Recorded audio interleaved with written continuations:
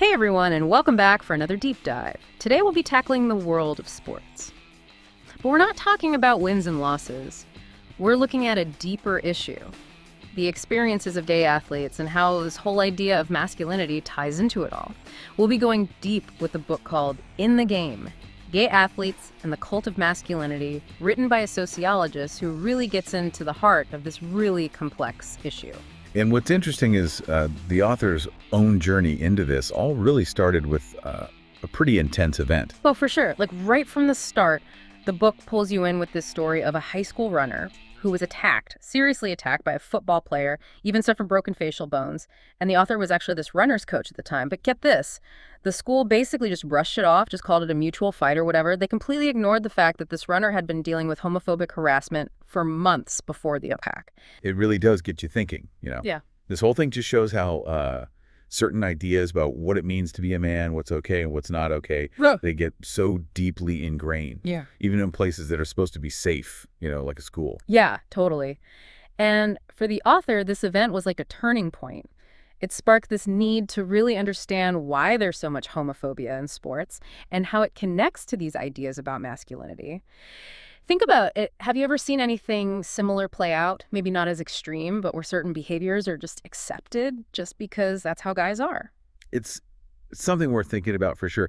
And the book really digs into all of this. It talks about this idea of hegemonic masculinity, which is basically the dominant way we think about manhood, like what our society values, especially in sports. And the book even lays out some specific rules. It actually cites a psychologist, Robert Brannon, who describes these like 4 core rules of hegemonic masculinity.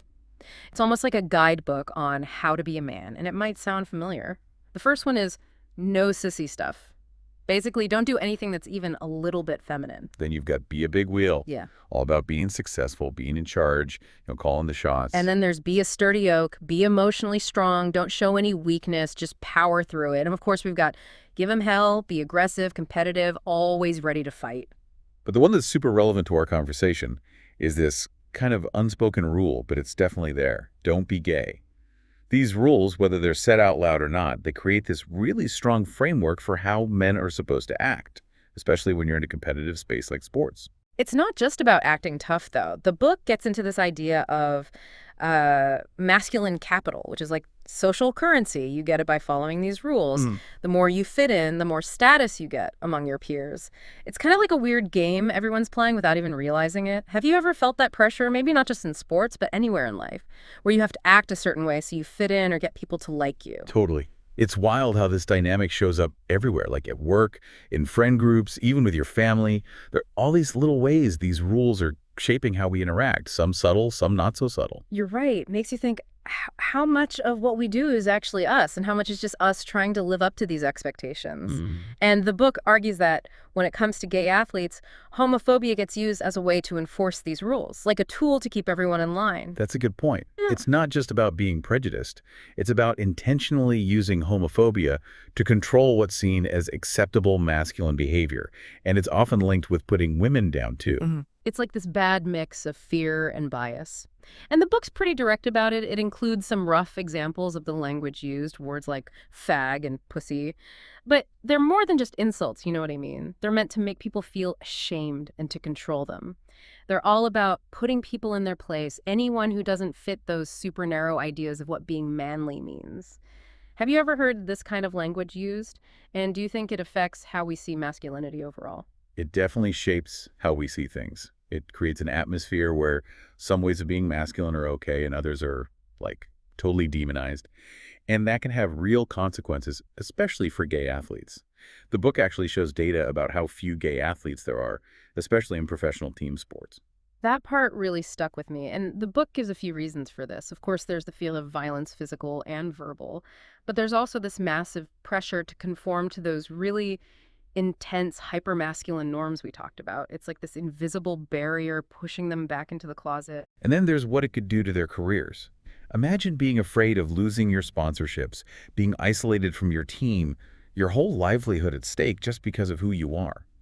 That's a lot for anyone to handle, especially when you're trying to make it in such a high-pressure environment. It's like they're trapped. On the one hand, they're expected to be tough, competitive athletes, but on the other, they're terrified of being rejected or discriminated against if they show their true selves. The book actually points out how a lot of gay athletes feel alienated from both straight and gay social circles. It's like their sport takes over their whole life, there's no room for anything else. What's surprising, and the book goes into this, is that coming out can be even harder for athletes in individual sports. You'd think it would be easier because they're not part of a team, but it's actually the opposite. Really? That doesn't seem to make sense. Why would that be? Well, think about it. In team sports, even if there's pushback, you at least have your teammates, your coaches, you have a support system. But individual athletes, they're out there by themselves, so they're more exposed if there's any backlash or if people try to isolate them. Makes you think about times when maybe you felt pressure to hide a part of yourself to fit in. I think a lot of us can relate to that, but for athletes in this position, the risks are so much higher. Definitely.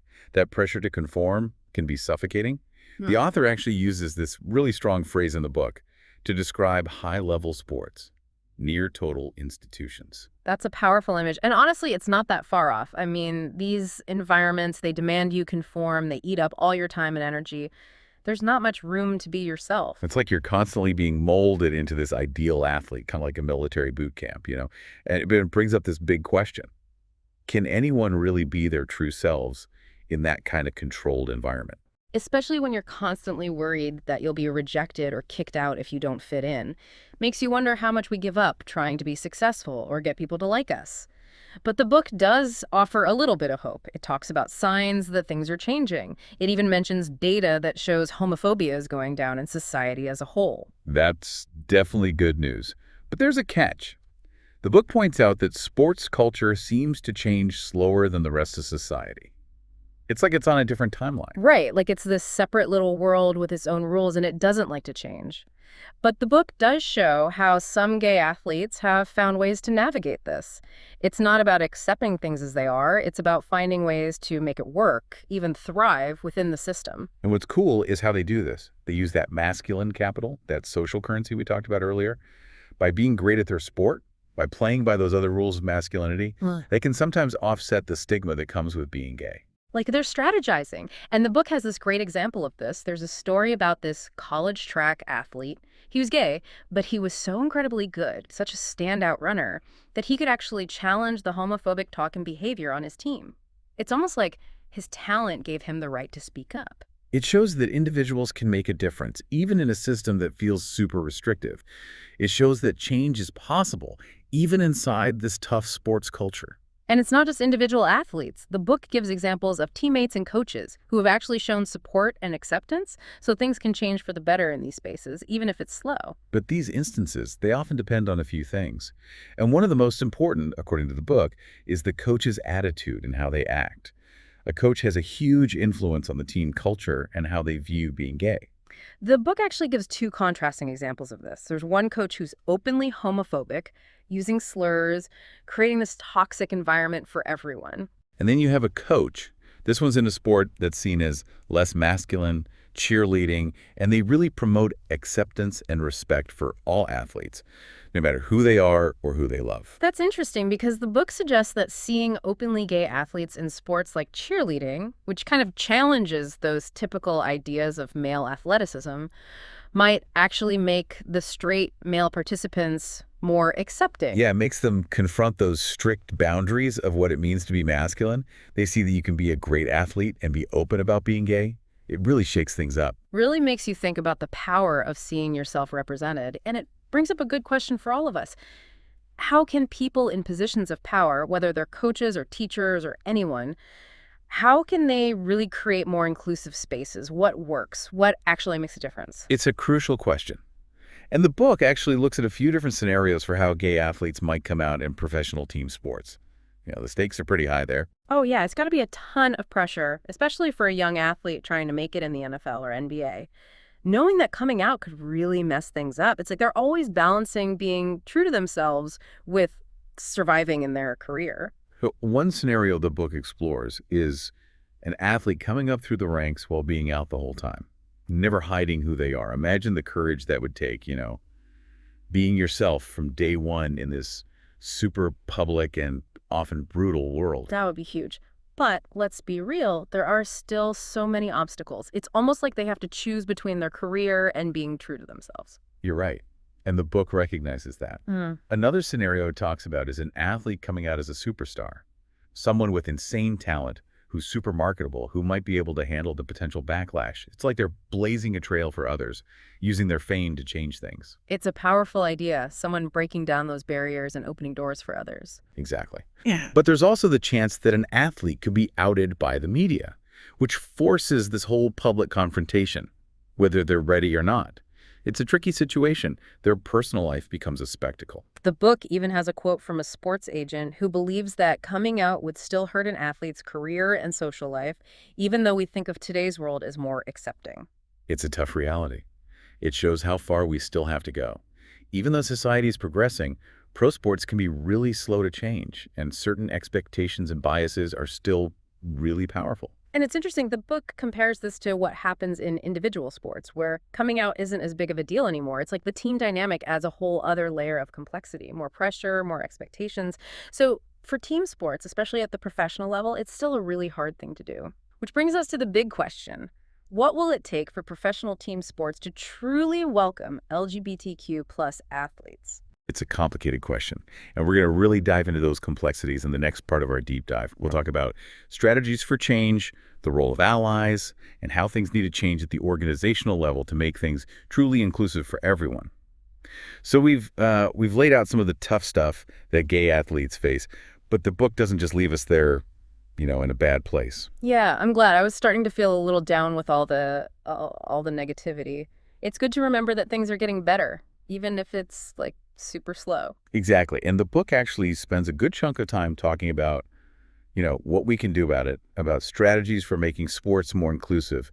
And one of the things it emphasizes is the role of allies. Allies. That's a strong word. It's not just about like passively agreeing that homophobia is bad. It's about taking action, isn't it? For sure. Allies, whether they're straight or gay, they can make a big difference. They can, call out homophobic language, they can speak up when they hear slurs, and they can educate their peers who might not even get why their words are hurtful. It's like it creates this ripple effect. It's about changing the whole culture, not just focusing on little individual things. And what I found really interesting is the book says that allies, especially straight male allies, can actually benefit from challenging those traditional ideas of masculinity. Oh, that's an interesting point. How so? Well, the book says that when straight men show that they're not threatened by gay men, it breaks down those rigid boundaries. It's like it frees everyone to be more themselves, more real. Like by pushing back against those norms, everybody wins. There's less pressure to fit in, more space to just be who you are. Exactly. It creates a space where you can be yourself without having to like perform some exaggerated version of masculinity, which is good for everyone, right? Totally. But it's not just about what individuals do. The book talks about how education is a big part of creating lasting change. It's about going deeper than just surface-level stuff and really understanding why homophobia exists in the first place. So we're talking about more than just a like one-time diversity training, right? Oh, yeah. The book talks about these comprehensive programs that address homophobia directly, challenge stereotypes, and help people understand each other better. And it really stresses that these programs need to be designed for specific groups, athletes, coaches, administrators, even parents.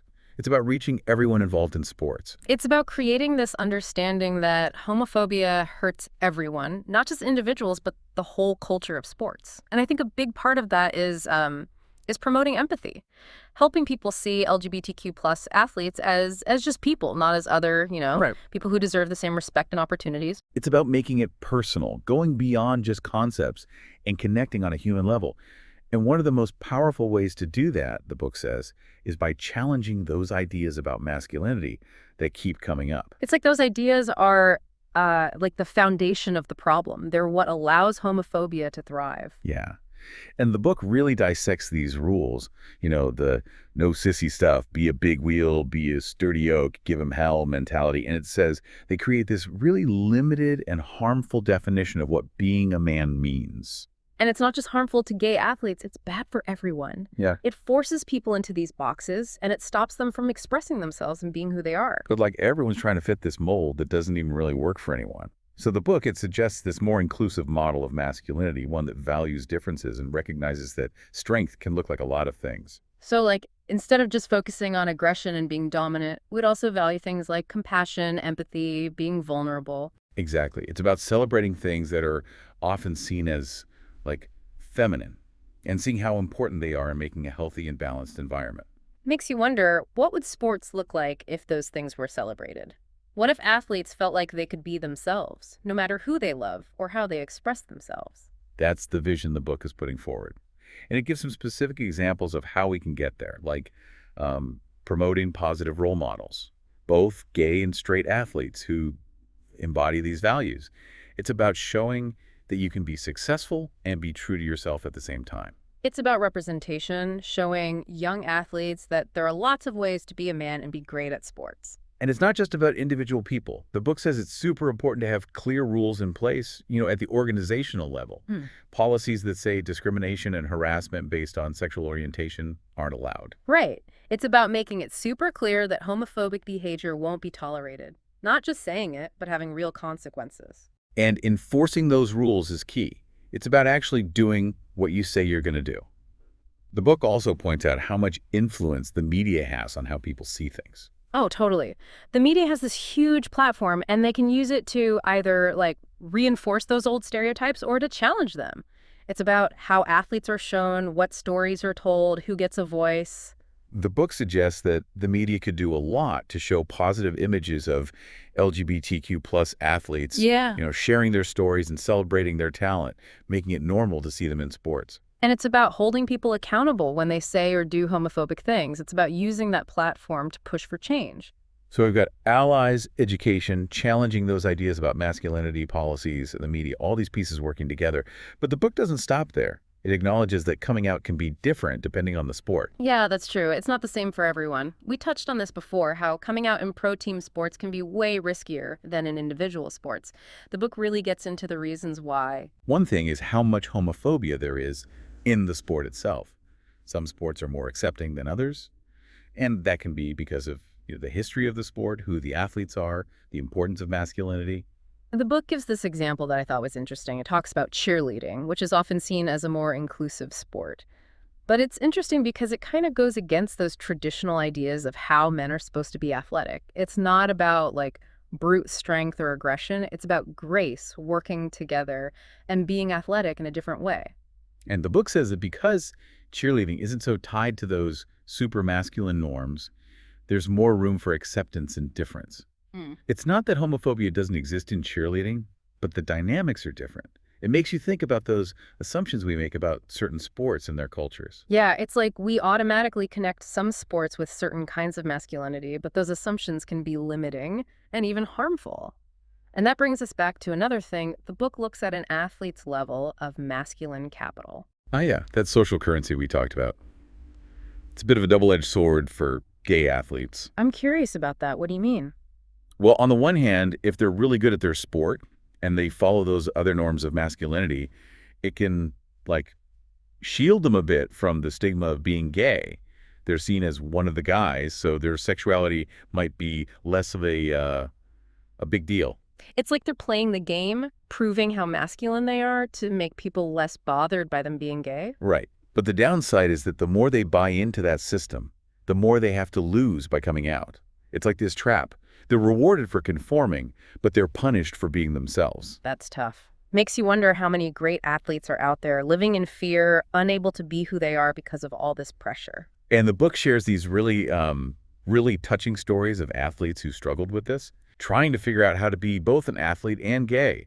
It's a battle that a lot of them face alone. And it comes out in different ways. Some athletes hide even more, while others find ways to push back, to subtly challenge the rules. The book talks about how some use humor, to deflect those homophobic comments or challenge those stereotypes. They kind of disarm people with it. Like they're taking control, using humor to turn things around and create space for themselves. Yeah, exactly. But it's not always easy, and the book acknowledges that. Even in places that seem accepting, there can be these subtle forms of homophobia that wear a person down over time. Like those microaggressions, those little comments or assumptions that make you feel like you don't belong. Exactly.